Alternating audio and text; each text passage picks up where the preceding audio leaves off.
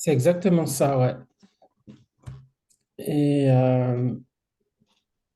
qu'est-ce que vous pensez ouais, de l'esprit d'erreur, euh, est-ce que on peut rajouter d'autres choses peut-être à ça?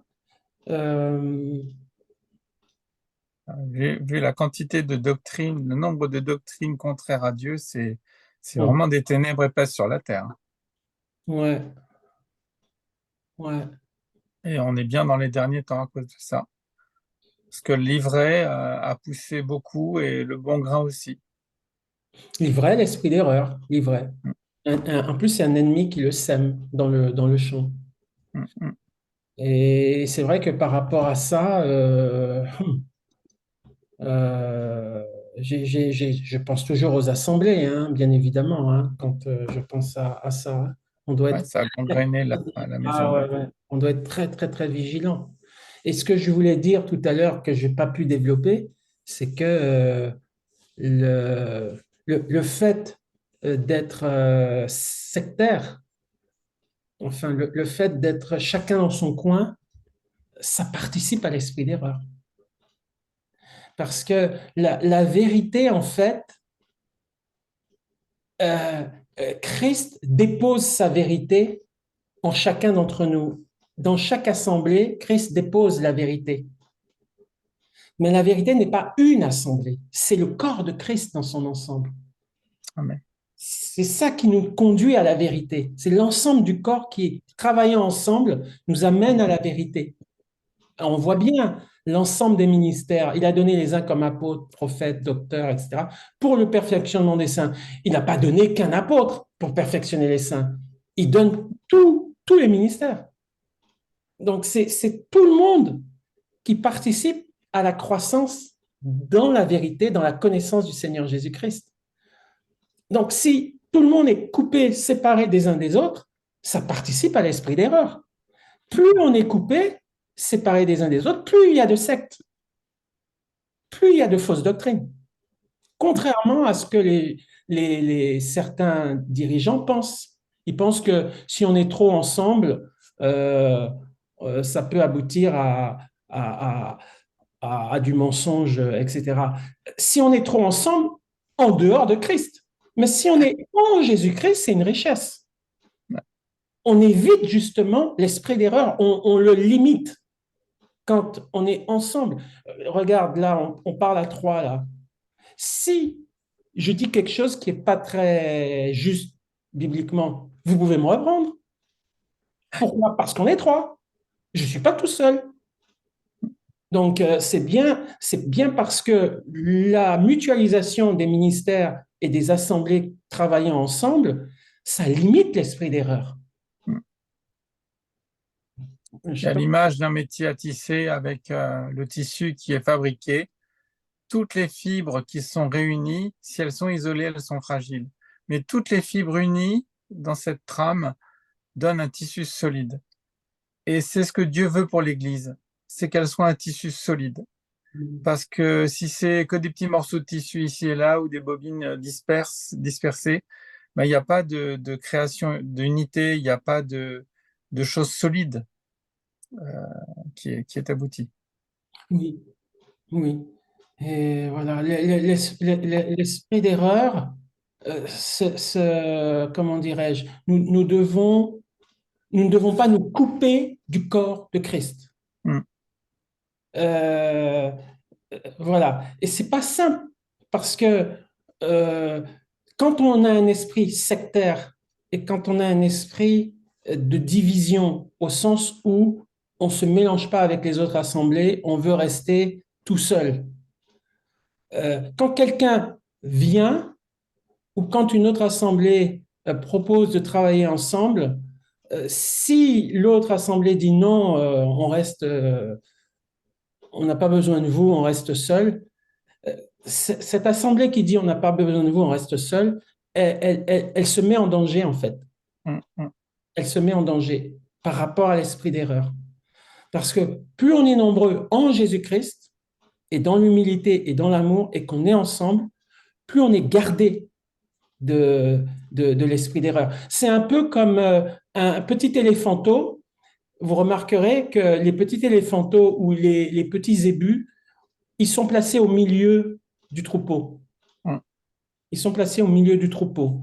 Et de sorte que si un lion veut venir, ben, ils ne sont pas seuls, parce qu'ils sont Mm. entourés. Alors, c'est valable pour un individu, mais c'est valable aussi pour une assemblée, parce qu'une assemblée dans la ville, elle est isolée. Si elle n'est pas Mm. unie au reste du corps, elle est en danger en tant qu'assemblée. C'est Mm. ça qu'ils ne comprennent pas aussi. Ils Ouais. sont aussi en danger. C'est un danger différent, mais c'est aussi un danger. Voilà. Donc, c'est valable par rapport à une assemblée et c'est valable par rapport à un individu. Et c'est pour Ouais. ça que nous, on est ouvert. On est ouvert, je dirais, de manière spirituelle. On est ouvert à des rencontres conduites par le Saint-Esprit. On est ouvert pour enrichir notre croissance. Mais on ne peut pas non plus s'enfermer dans une assemblée qui, elle, ne veut pas s'ouvrir. Mm. Ça aussi, c'est dangereux. Donc, les dangers, ils sont partout. Donc, on est ouvert au corps de Christ, nous. On est ouvert au corps de Christ. Voilà. Et donc, on est prêt à recevoir. Mais on ne peut pas s'enfermer dans un endroit qui exclut les autres et Mm. qui peut travailler tout seul. C'est pas possible. Voilà. Tu, tu, tu, tu veux peut-être nous exhorter un petit peu, Fabien? Tu as une pensée peut-être? Bah, disons que l'esprit d'erreur, j'y ai déjà été confronté puisque j'avais été dans cette assemblée américaine là, qui est la dénomination UPC, donc United Pentecostal Church. Et dans cette assemblée, ils ont des très bons messages, ils ont une puissance certaine dans la prédication sur beaucoup de sujets. Et justement, ça peut donner envie parce qu'il y a une mise en bouche assez intéressante. Mais quand j'ai découvert le problème de la Trinité et la façon dont eux, ils lisaient les choses, là, je me suis dit, en effet, il faut vraiment qu'il y ait un esprit d'erreur parce que là, ça vient contredire textuellement ce que dit la parole. Clairement, on a tellement de versets qui parlent du Père, du Fils et du Saint-Esprit et d'une relation entre eux, on ne peut pas tout ramener sur une personne avec l'Esprit qui serait qu'une puissance et le Père et le Fils finalement qui ne font qu'un dans leur doctrine à eux, c'est ce que j'ai découvert. Et c'est pour ça que ça paraît pas de prime abord. Donc il y a cet effet déguisement, il faut vraiment aller chercher un petit peu derrière. Et en fait, je me suis heurté à un mur parce que j'ai développé tout l'argumentaire possible avec les versets à l'appui. J'avais passé un week-end, 8 ou 9 heures d'études pour répondre. Et en face, j'avais une réponse très faible. Donc comme une fuite. Et là, je me suis dit, l'esprit d'erreur, c'est très fort parce que le pasteur en question m'avait partagé son témoignage comme quoi il était sorti du catholicisme, mais finalement, il n'est pas retombé dans quelque chose de meilleur que ça. Il a fait certainement un pas, mais il est encore dans l'erreur. Et là, je me dis, c'est terrible parce que la personne croit avoir été délivrée et finalement, elle fait un rebond dans un autre domaine où elle est encore dans l'erreur. Et de même avec un jeune qui était chez eux aussi, qui a fait plusieurs assemblées et qui s'est fait donc baptiser même à 2 reprises parce que la première fois, il sentait que c'était pas ça. Voilà. Donc c'était une affaire de ressenti et voilà, je m'inquiète un peu par rapport à ces profils-là. Et je trouve que c'est une grâce en effet de ne pas avoir été influencé dans une certaine mesure sur des choses aussi fondamentales. Après, je me rends compte qu'il y a potentiellement des erreurs encore à clarifier dans notre Mm. cheminement, mais globalement, j'ai quand même l'impression qu'on est préservé sur des aspects très fondamentaux. Donc ça nous rassure, quoi. Voilà. Amen. C'est... Amen. Et dernièrement, le frère que j'ai rencontré là, de la communauté de Saint-Jean qui souhaitait garder un contact avec moi, quand j'ai fait, parce que Pierre, je t'ai pas raconté ça, mais j'avais été invité à faire un petit séjour en Touraine sur un week-end dans cette petite communauté catholique et c'était autour du célibat, le thème. et de faire venir des gens qui sont célibataires et pour participer à un week-end et avoir en fait de nouvelles rencontres, des contacts. Et finalement, j'ai fait la route, donc depuis Paris, quand même 3 heures de route à peu près. Je suis arrivé sur place et puis j'ai fait la rencontre d'un premier participant qui était un habitué visiblement. Et tout à coup, il y a l'heure des vêpres qui arrive, donc c'est l'heure messe de 18 heures. Et il m'a comme incité à venir et puis moi j'étais entraîné par ce côté-là. Et quand je suis allé dedans, je suis resté une demi-heure à peu près et là j'ai senti un joug assez pesant et je me suis rappelé à tout ce que j'avais entendu comme critique sur le catholicisme et que finalement le catholicisme dans l'aspect rituel reprend heu, des procédures du judaïsme et en fait, c'est donc du mimétisme, c'est-à-dire que ces personnes-là, copient. Mais ils n'ont pas, l'essence de la révélation véritablement de Jésus-Christ avec la nouvelle alliance parce qu'ils restent dans des protocoles anciens et ils ont fait une espèce de confusion, un mélange. Donc à Mm. la fois on confesse Jésus-Christ, mais en même temps on reprend, des procédés, des rituels un peu, de l'Ancien Testament et c'est là que je vois, que l'esprit d'erreur est aussi très fort. Mm. Parce qu'on arrive à nous mettre la croix au milieu et puis tout autour, il y a des tas de choses qui gravitent, des traditions, des fables, et les gens sont très, très influencés par ça et ne sont pas, pour ces personnes que j'ai vues, nés de nouveau. J'ai vu des gens où je sentais, déjà des problèmes personnels, je sentais de la névrose chez 2 personnes, un homme et une femme et je me suis dit: «C'est pas possible parce que le Christ vient nous libérer de ça». Donc si ces personnes sont depuis des années dans ce catholicisme-là, et ben, je me dis: «C'est ils ont besoin de délivrance, en fait». C'est terrible, hein. Donc j'ai fait demi-tour. En fait, le soir même, je suis reparti et je suis pas resté le week-end. Malgré C'est cela, le bien. frère en question, par sympathie, veut vraiment qu'on se revoie parce qu'il y a quand même quelque chose qui, chez lui, était, ouvert, une bonne disposition. Donc peut-être que ça se fera dans un autre cadre, mais en tout cas, celui-là, j'ai pas senti de rester sur le moment. J'ai vraiment senti qu'il fallait fuir. Il aura besoin de ton témoignage, justement. Ouais, ouais. Mm. C'est vrai ce que tu disais, Fabien. Il faut rester. L'esprit d'erreur attaque les choses fondamentales, la foi transmise au sein, et on doit rester focus sur l'essentiel. Et la Trinité, le salut en Jésus-Christ par la foi, la rédemption par le sang de Jésus, la résurrection des morts, le jugement éternel, euh, les doctrines de base, quoi, les doctrines de base, la Trinité, le Père, le Fils, le Saint-Esprit. Euh, voilà, ouais. Et sur ces doctrines de base, on peut travailler ensemble, on peut travailler avec les chrétiens dans la ville, là où on est, sur ces doctrines basiques, fondamentales, qui font la différence entre nous, justement, et les sectes. Voilà. Maintenant, si sur ces vérités fondamentales, ces professions de foi qui caractérisent les évangéliques, les chrétiens euh, qui prônent la foi en Jésus-Christ qui sauve, qui guérit, qui sauve et qui apporte le pardon des péchés et la vie éternelle, c'est ça la base. Euh, avec un Dieu en trois personnes, trinitaire, Père, Fils et Saint-Esprit, Jésus qui est né d'une vierge, qui est sans péché et qui a porté nos péchés sur lui et qui est mort et ressuscité. Donc si ces choses de fond sont là, gloire à Dieu.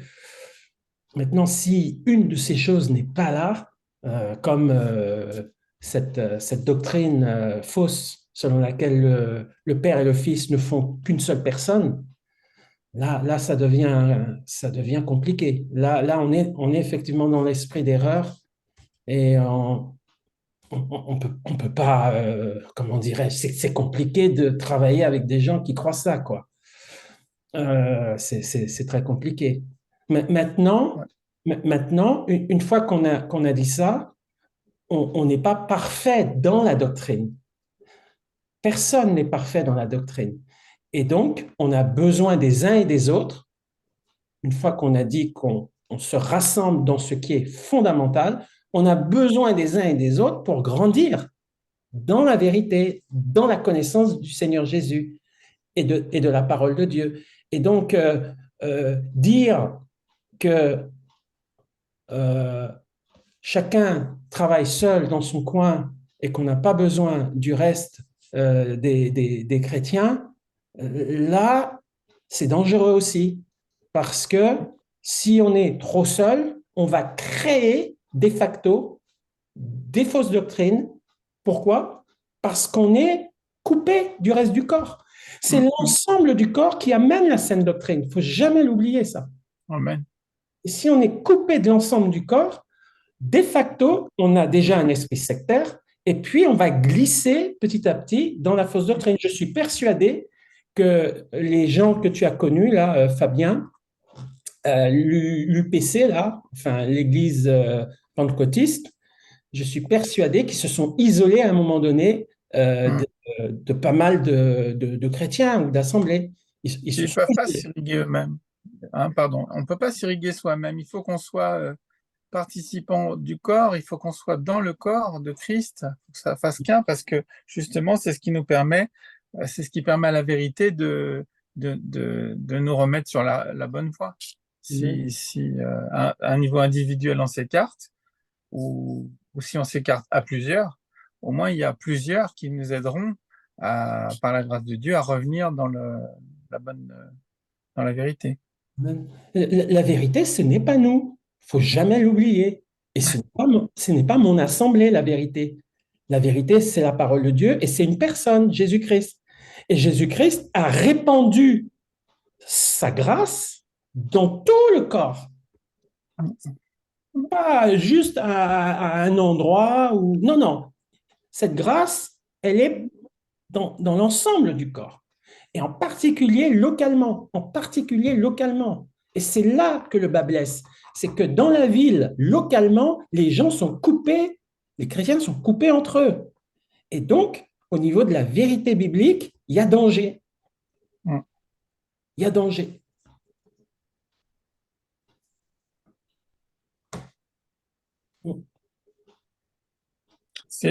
Fabien, je pense que des personnes qui ont dévié comme ça, comme les gens dont tu parles de UPS, ça me fait penser, c'est peut-être ils ont pris à la lettre, sans comprendre le fond, ce que Jésus dit en réponse à Philippe ou Thomas, qui lui dit, mais montre-nous le Père, cela nous suffit. Et, c'est Philippe, hein. Et Jésus lui dit, mais ça fait si longtemps que je suis avec vous, Philippe, mais comment tu peux dire ça? Celui qui m'a vu a vu le Père. Voilà, c'est ça. C'est des Mais versets comme ça qui sont sans doute qui utilisés. peuvent être des fois, hein, sujets à... Mais s'ils n'ont pas le garde-fou ou le contre-pouvoir, tu vois, pour nuancer, c'est ça, c'est ça Et surtout, c'est que derrière, ils ont des théologiens qui ont fait un travail de fond pour travailler en plus cette doctrine-là en trouvant tout ce qui pouvait la justifier. Mm, Donc après, ça devient un affrontement sur un plan théologique avec des gens qui sont censés être sachants mm, sur le sujet en question. Et c'est là que c'est particulièrement peut-être difficile de sortir de là pour eux.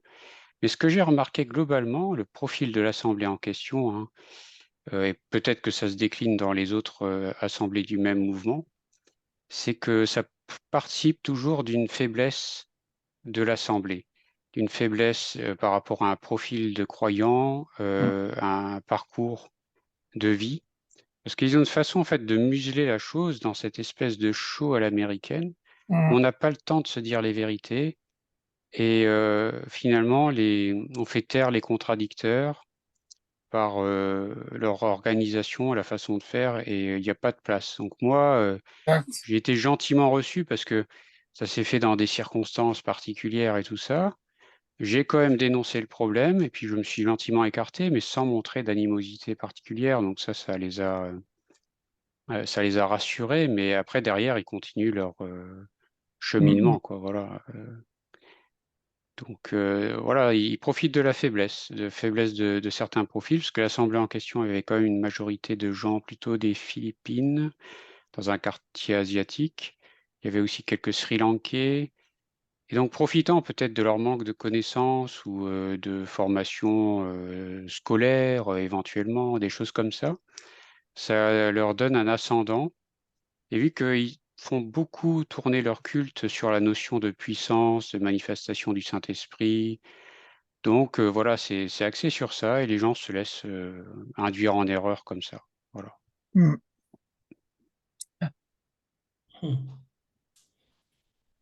Ouais. Et Mais c'est un challenge intéressant. Moi, j'aime bien en fait affronter quelque part l'esprit d'erreur quand je suis sûr de ma position par rapport à la parole de Dieu, comme pour le catholicisme. J'ai une hâte, c'est de revoir ce frère-là, Jean-Paul, que j'ai rencontré, si ça peut se faire, et puis continuer à approfondir ce qu'on a évoqué, et essayer de lui montrer là où est l'esprit d'erreur, parce que je crois qu'il a encore une capacité à ouvrir les yeux potentiellement sur certaines erreurs du catholicisme. Donc Mm. voilà, et tout ça dans l'amour, dans la sympathie. même- Je cherche pas du tout à heurter, à vexer. Ça se fera si ça se fait par la grâce de Mm. Dieu, hein. Là, c'est terrible parce que les choses sont claires. Jésus dit bien, le Père et moi, nous sommes un. Mm. Mais c'est Hein, le il le Père et dit bien. moi. Mais il dit bien le Père et moi. Il détaille bien. Et quand il est à son baptême, une voix se fait entendre, celui-ci est mon fils bien-aimé. Il ne peut pas se dire ça lui-même. Voilà. Mm. Ça, Voilà. ça fait partie de ce que j'ai développé dans mon argumentaire. On n'est pas schizophrène, quoi. Ouais, on n'est pas schizophrène. Donc, ça veut bien dire qu'il y a deux personnes qui parlent. Et dans Hébreu, il dit au Fils, ô Dieu, ton Dieu t'a oint. Donc, il y a bien un dialogue entre deux personnes qui, les deux, sont Dieu. Il y a un Mm. dialogue là dans Hébreu. Enfin, il y a tellement de passages que Ouais, voilà, il y là, a une. on a affaire à un esprit justement d'aveuglement, Ouais, Oui, un esprit d'erreur. Là, c'est spirituel, c'est un esprit là. voilà. Parce que c'est fort, c'est rationnellement, on fort. ne peut pas le justifier véritablement. Non, ça n'a. C'est très fort. C'est un niveau très fort. Je comprends que ce soit une principauté et que ça émane d'une principauté. Hein.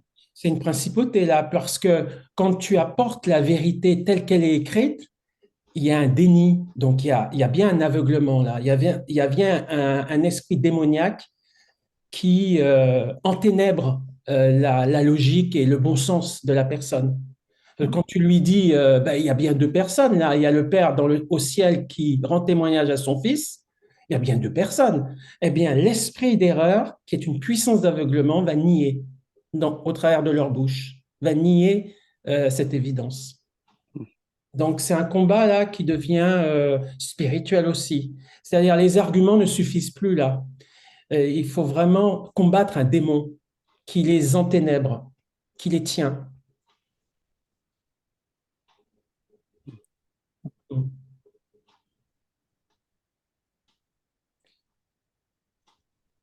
Et, et là, c'est le plus dur, parce qu'on parlait d'apologétique, là.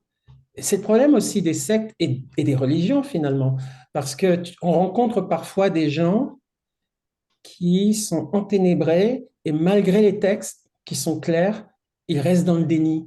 Et là, ça sous-entend que peut-être qu'il faut éviter cette stratégie parce qu'elle mènera à une voie sans issue. Et peut-être le Saint-Esprit montrera une autre façon de les gagner. Ça fait partie des pièges des derniers temps pour lesquels Jésus nous a avertis. Hein. Quand il dit, il y en a qui viendront et qui diront que je suis le Christ, mais ce ne sera pas vrai. Ouais. Hein. Sous couvert d'une assemblée, c'est terrible. Hein. Parce qu'on ne sait pas. Ouais, est-ce que ces gens-là sont sauvés? C'est terrible, on ne sait même pas. Parce que quelles sont leurs œuvres aussi après à ces gens-là? En général, quelqu'un qui dit qu'il est le Christ, pour moi, il n'est pas sauvé, hein. Ou le fait qu'ils disent, je veux dire, qu'ils parlent de Jésus et qu'ils le fusionnent avec le Père en une seule personne. Ça, c'est plus pernicieux, ça. Tu Ça, vois? Et c'est un Christ dans lequel il ne faut pas croire, puisque c'est pas la parole. Oui, ce n'est plus Christ. S'il y a Donc, fusion ça fait entre, partie des pièges dont Jésus a parlé. ouais, s'il y a fusion entre le Père et le Fils, le C'est Fils un n'est faux plus le Christ. Fils. Ouais, le C'est un Fils faux n'est plus Christ, le on est Fils. bien d'accord. Ouais, le Père n'est plus Jé- le Père.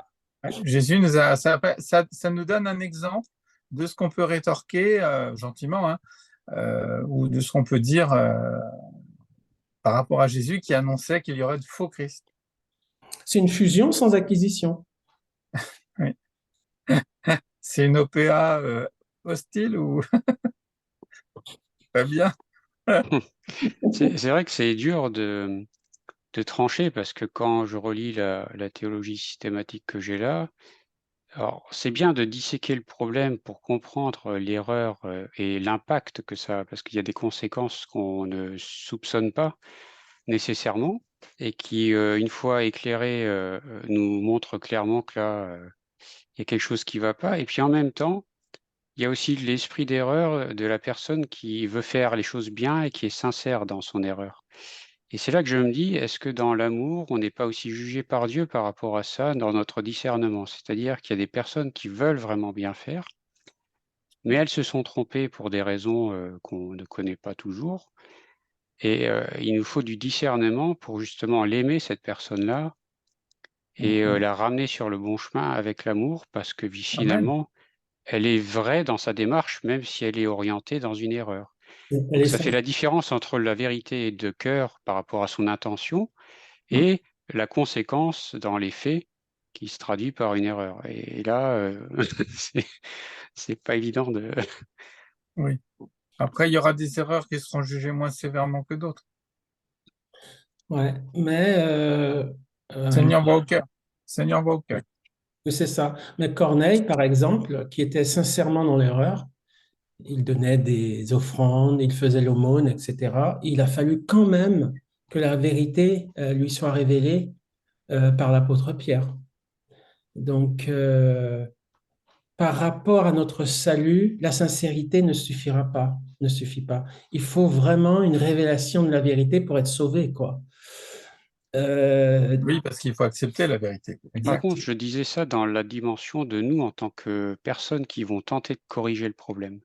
C'est-à-dire, quelle est notre attitude de cœur face à une personne qui est vraiment sincère dans son erreur, qui cherche une vérité, mais elle a tapé à côté pour certaines raisons, et puis celle qui est plus, comment dire, amère par rapport à sa position ou dans le conflit, ou qui, voilà, veut faire taire tout contradicteur en face, voilà, d'une manière un peu rude. Dans ce cas-là, c'est autre chose. Ouais.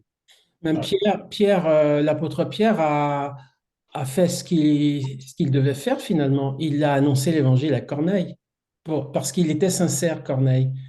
Donc, il a été plus loin avec Corneille, sachant qu'il avait un cœur ouvert, justement, Voilà, c'est ça. pour lui annoncer l'évangile. Mais il est vrai, comme tu le dis, que quelqu'un qui est tordu, on peut perdre son temps à vouloir aller plus loin parce au départ, il y a déjà de l'iniquité, il y a déjà des choix préconçus d'iniquité.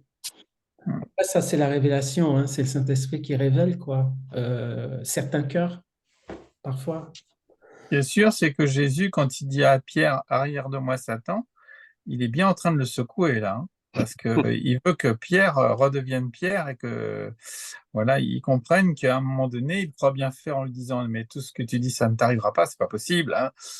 Je ferai tout pour que ça t'arrive pas. Ben, c'est clair que ça pourrait pas plaire à Jésus.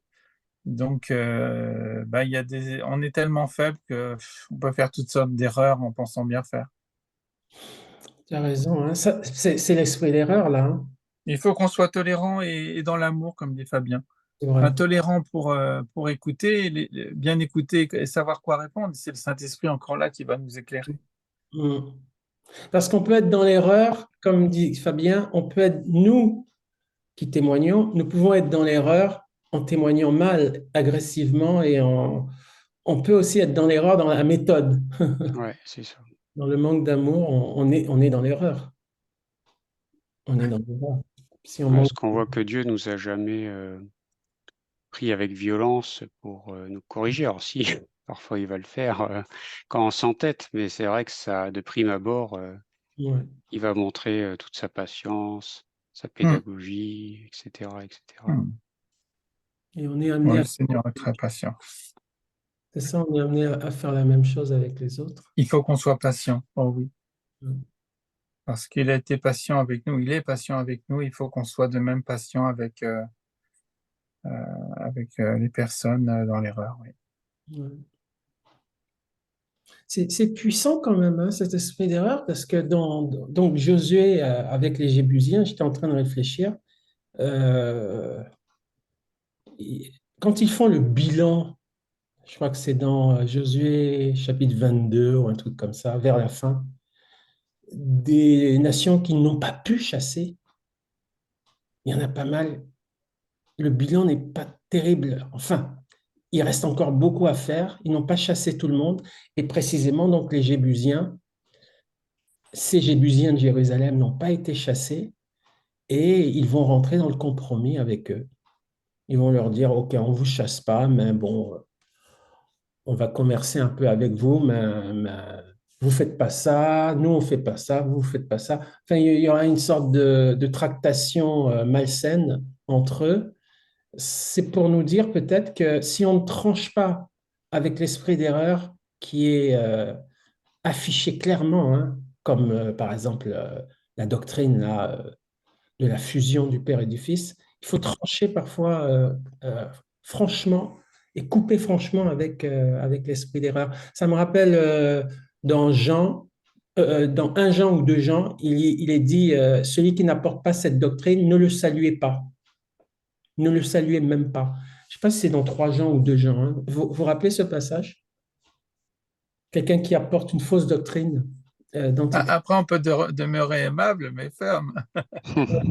Ouais, mais sous-entendu, justement, couper avec cette fausse doctrine. C'est-à-dire que pendant qu'il fait cette fausse doctrine, hein, pendant qu'il est en action, ou un témoin de Jéhovah, par exemple, qui, euh, qui prêche sa doctrine à des gens, euh, il faut vraiment lui montrer que, enfin, il faut vraiment, il faut pas participer de près ou de loin avec cette fausse doctrine qu'il est en train de prêcher. C'est Oui. plutôt ça.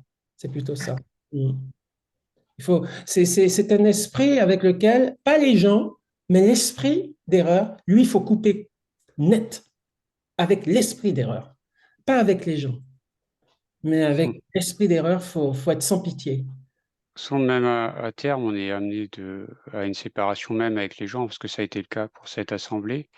J'ai longtemps eu des contacts comme ça occasionnels.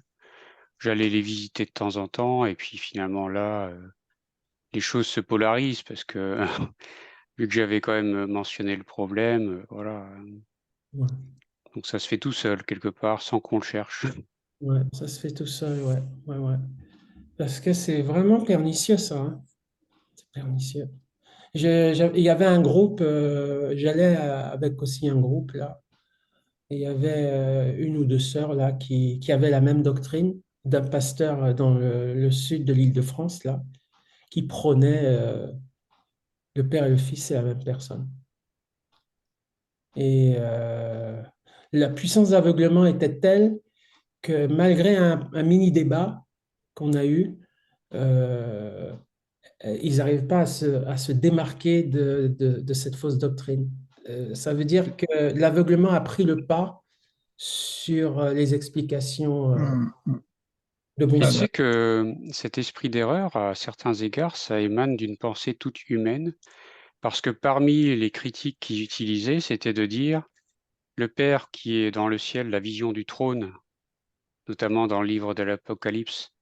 Et ils se demandaient, c'est pas comme les chaises musicales, quoi. Il n'y a pas le Père qui peut être assis sur le trône et le Fils aussi qui est sur le trône. Et c'est là que je me suis dit, c'est très réducteur leur vision, parce qu'elle est vraiment humaine. Ils voient le trône comme une espèce de chaise où il n'y a qu'une place qui peut être là pour que le Père soit dessus. Et je me suis dit, c'est une drôle de vision, parce que c'est des choses ineffables, on ne peut même pas les décrire. Les C'est ça. prophéties données s'en approchent, mais c'est que approximatif. En réalité, le trône de Dieu, on n'a pas idée réellement à quoi ça ressemble. Mais même, je dirais que c'est carrément de l'incrédulité aussi, parce que on peut imaginer un trône avec deux places. Voilà, c'est ça. Non. C'est une vision très humaine du trône. Et même 3 places, une pour le Saint-Esprit. Ouais, sauf qu'il n'y a pas de corps, mais bon, pourquoi pas. Euh, Donc, on a l'impression qu'il reste une place.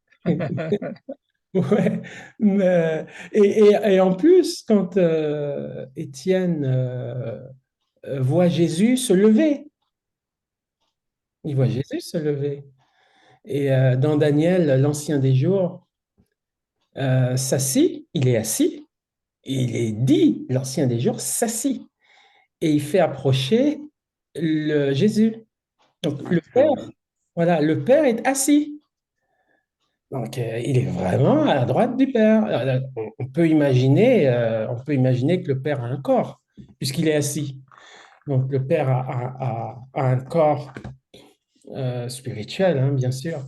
Le Père a un corps et le Fils aussi a un corps. Ben, c'est normal, le Père et le Fils, c'est normal ils aient des corps, puisque c'est le Père et le Fils.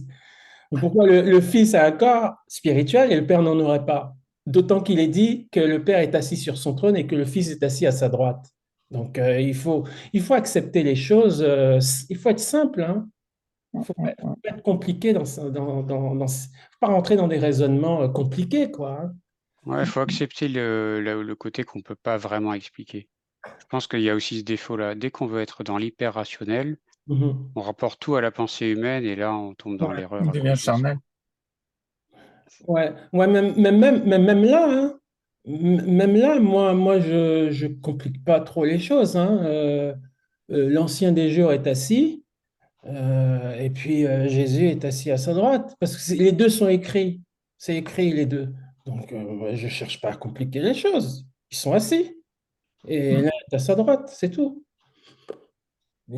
C'est pas compliqué, ça, hein.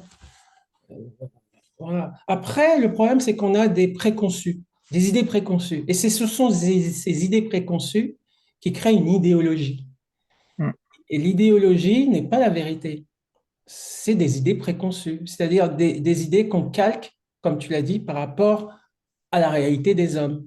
On veut calquer ça avec les choses du royaume. Donc, il ne faut plus avoir d'idées préconçues. Il faut lire le texte et accepter ce qu'il dit, quoi, le texte.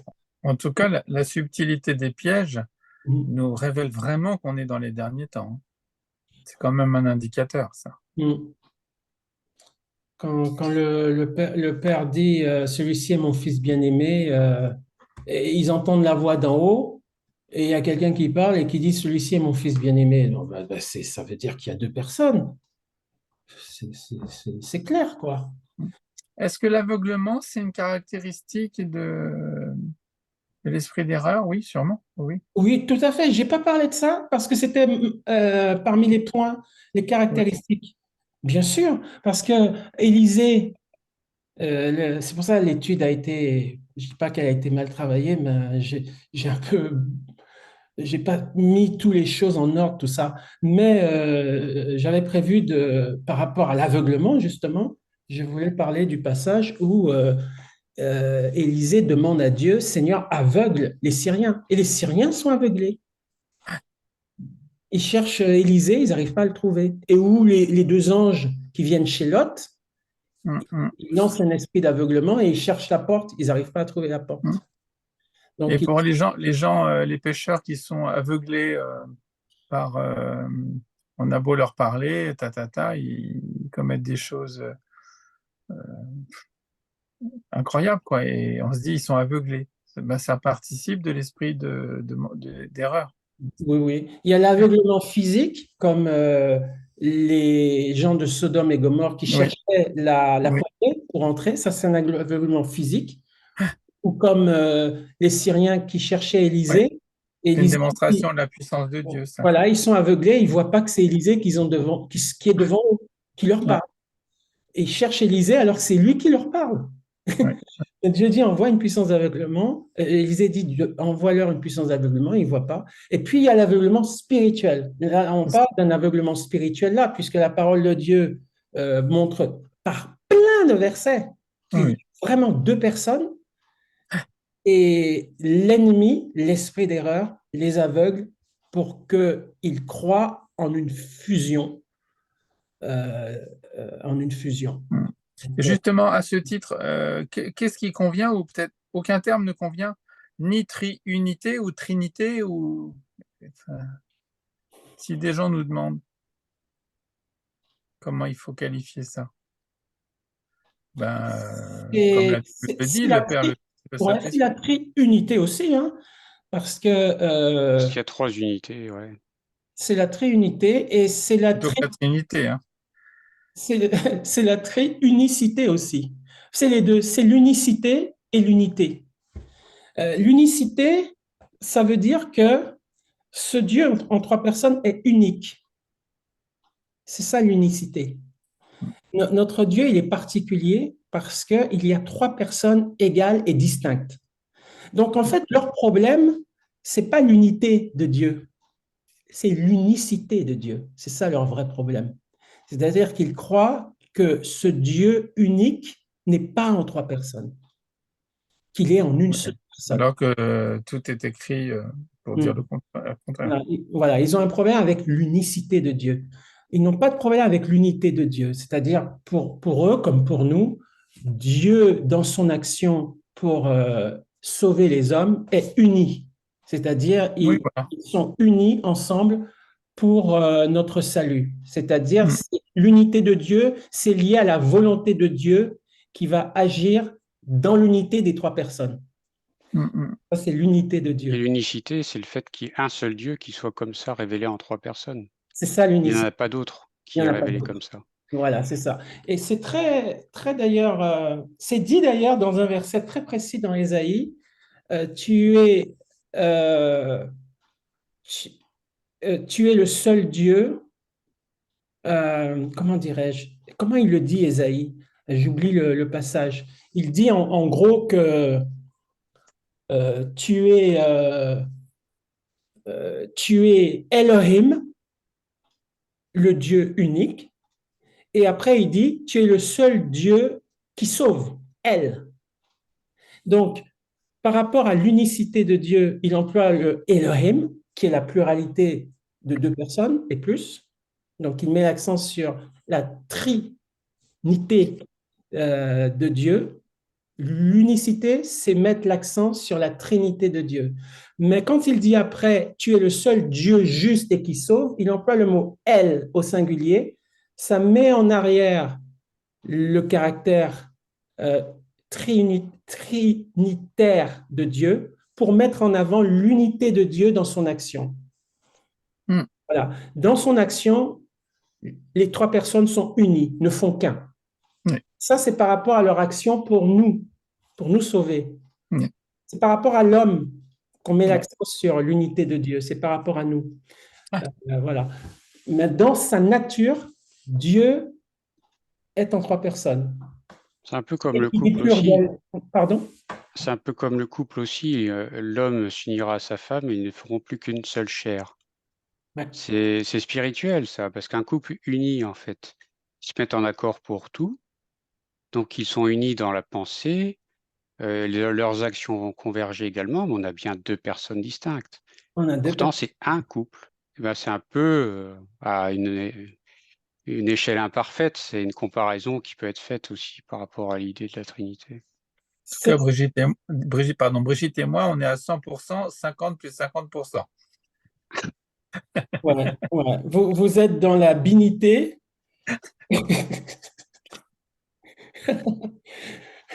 pas la trinité, mais la binarité. Après, c'est sûr que c'est un vaste sujet, hein, la Trinité. Oui, c'est vrai, Ce que c'est conclut ma vraiment- théologie systématique, c'est qu'on peut pas. Il faut accepter la part de mystère, c'est-à-dire qu'on n'aura jamais les moyens de décrire parfaitement ce que c'est. Et il faut accepter qu'il y ait cette part de mystère, Amen, amen. parce qu'on est limité, voilà, notre esprit est comme ça, on ne peut pas le concevoir. C'est ça. C'est ça. Et on peut, à partir de la vérité révélée de Dieu, à partir de la vérité révélée de Dieu, c'est-à-dire Dieu me dit je suis un Dieu en trois personnes. Ça, c'est ce que Dieu me dit. Et Dieu me dit que bien qu'on soit distincts, on est unis en pensée et en action. Donc, à partir de cette double révélation, je peux après raisonner, un peu comme ce qu'on disait par rapport à la pas l'eschatologie, mais l'apologétique. Dieu n'est pas contre le raisonnement, mais le raisonnement doit émaner d'une révélation d'abord, de Dieu, mm. de ce que Ouais. Dieu dit de lui. Oui, sinon on peut partir dans une doctrine fausse. Mm. D'ailleurs, c'est ça, hein, erreur, ça vient de errer. Errer, c'est sortir d'un certain chemin, de vagabonder, quoi. Puisqu'on a des cheminements, pour parler de raisonnement, donc c'est l'idée du chemin qui s'écarte, vers autre chose, c'est assez parlant, hein. Mm. L'errance. L'errance.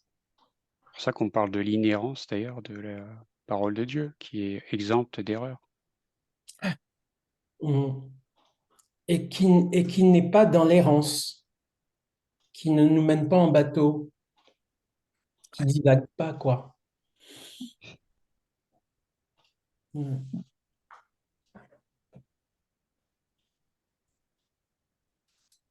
Gloire à Dieu, hein. Alléluia. Merci beaucoup, Jackie. Que Merci Dieu. Fabien, merci, Merci Merci, Seigneur, merci Seigneur. merci à vous deux, hein. C'est Le une. Seigneur vous a bien inspiré. Mm. C'est des messages forts, des très beaux enseignements. Merci Seigneur. C'est une coproduction du Saint-Esprit. Amen.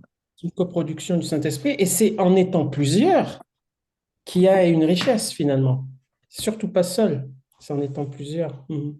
Être aussi complémentaire à plusieurs, c'est unique, hein. Ouais. Amen. Gloire à Dieu. Gloire à Dieu. Amen.